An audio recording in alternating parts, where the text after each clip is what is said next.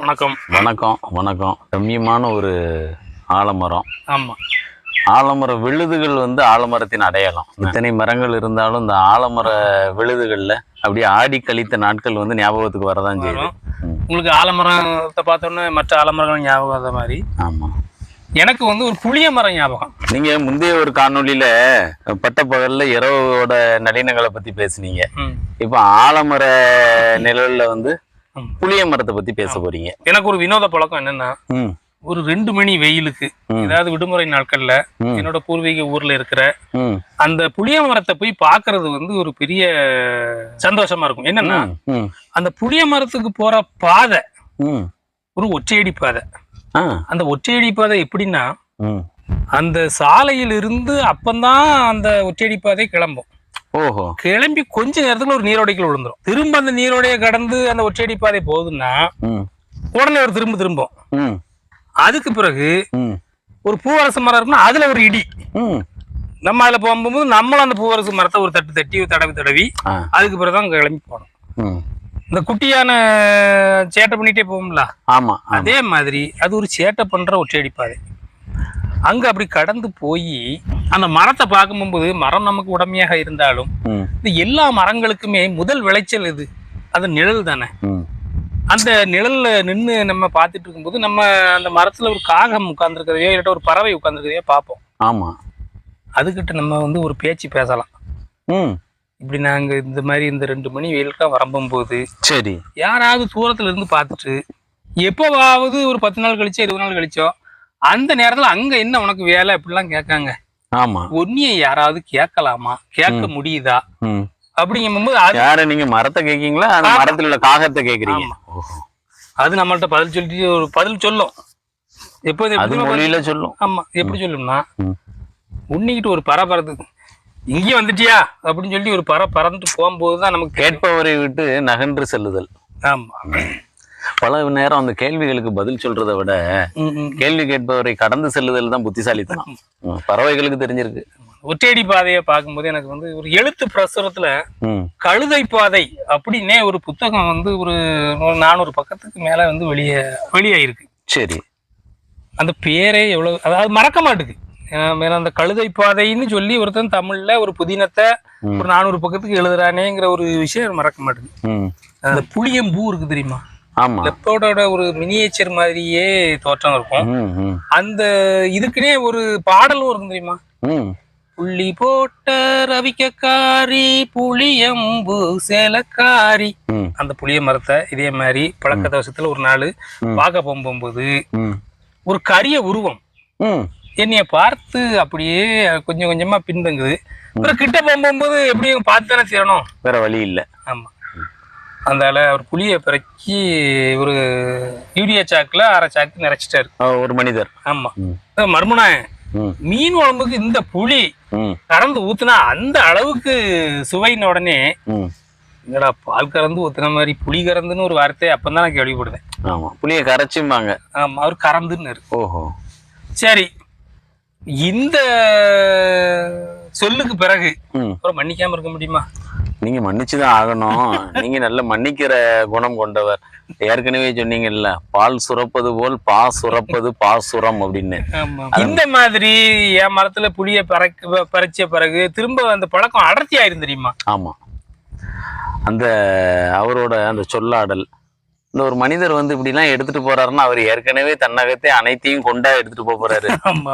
இல்லாத ஒருவர் தானே எடுத்துட்டு போறாரு அப்படிங்கறத அதுல இருந்து இந்த புளிய மரம் உங்க மரம். ஆமா, உங்க சொந்த மரத்துல ஒருத்தர் உங்க முன்னாடியே பறிச்சுட்டு போறாரு. இருந்தாலும் உங்களுக்கு அந்த அந்த சொல்லாடல் பிடிச்சிருந்து அவரை நீங்க சரி கொண்டு போட்டோம் அப்படின்னு. அதுக்கு பிறகு அப்படி கடந்து நல்ல தமிழை பேசக்கூடிய நபர்கள் உங்க தோட்டத்துல எல்லாத்தையும் களவாண்டு போயிடலாம் போல இருக்கு.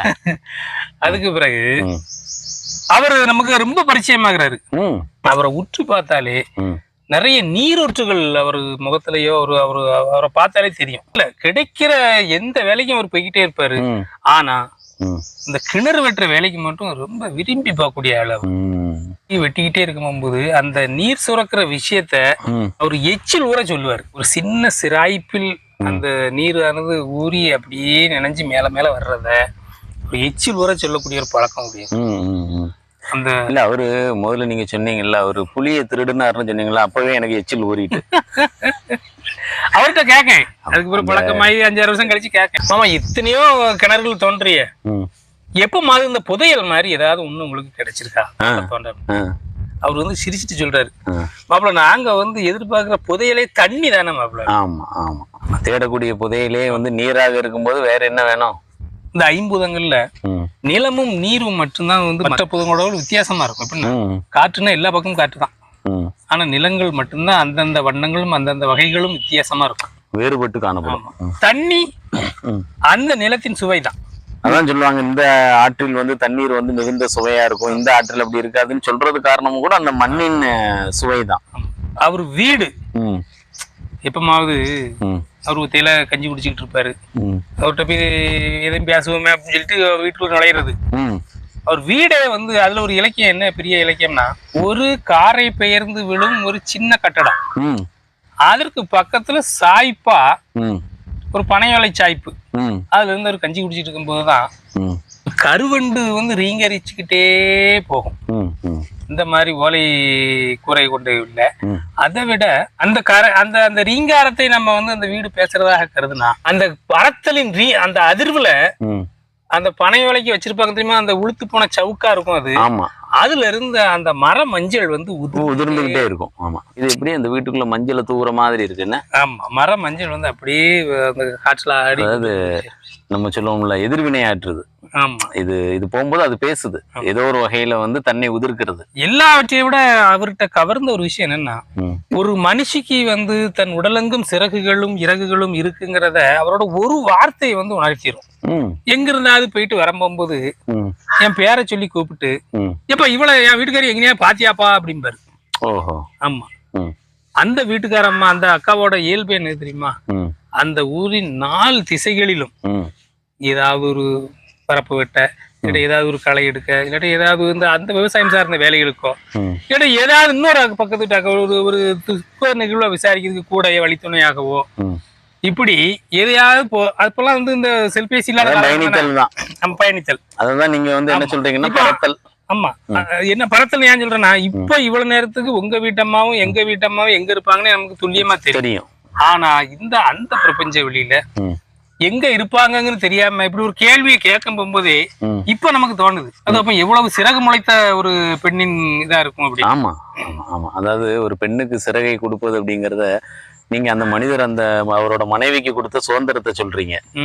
தான் போக விரும்பும் வழித்தடத்துல பயணிக்கக்கூடிய மனுஷங்கிறதே பெரிய பாக்கியம் தான். இப்ப 4 வழிச்சாலையில தான் டோல்கேட் இருக்கும், அந்த ஒற்றையடி பாதைக்கு டோல்கேட் இருக்க கூடாது, இருக்காதுன்னு நினைக்க மாட்டேன். ஏன்னா நீங்க சொல்லிட்டீங்க அந்த போய் போகிற சமயத்துல மோதி தான் திரும்பணும் அப்படின்னு இல்ல. அந்த டோல்கேட் எதுனா அந்த ஒற்றையடி பாதைக்கு அங்க இருந்து ஒருத்தர் வராருன்னா நான் தான் டோல்கேட், நான் திரும்பினா தான் அவரு இங்க போக முடியும். இப்படி அந்த ஒற்றையடி பாதையின் வசீகரத்தோட அந்த இந்த மரத்து நிழல் அந்த மரத்தையும், ஒற்றையடி பாதைகளுக்கும் உண்டு சுங்கச்சாவடிங்க. சுங்க வச்சுன்னா பரஸ்பரம் பாக்குற சிரிப்பு தான். அன்பை இப்ப வாங்கி கொள்வதும் வழங்குவதும் தான் அந்த சுங்கத்துல நடக்கும். இந்த நம்ம பேசிட்டு இருக்கிறோம், ஒரு குளம், அந்த குளத்தின் கரையில் ஒரு ஆலமரம், விழுதுகள்ல விட்ட ஆலமரம். பாருங்களேன், அந்த கோழிகள் அங்கங்கே சுத்தி வந்து அது கொத்தி கிளறி சாப்பிட்டுட்டு இருக்கு, மாடுகள் மேய்ஞ்சிக்கிட்டு இருக்கு. ஆனா நாம என்ன பண்றோம் அப்படின்னா இந்த இலக்கியத்தை பேசிட்டு இருக்கிறோம். அந்த எளிய மக்களின் வாழ்வியல்ல வந்து இத்தனை அழகு பொதிந்திருக்கு அப்படிங்கிறத நீங்க சொல்ற விதம் தான் சிறப்பு, எனக்கும் இதை காண்போருக்கும். நன்றி கேசவன் சார்.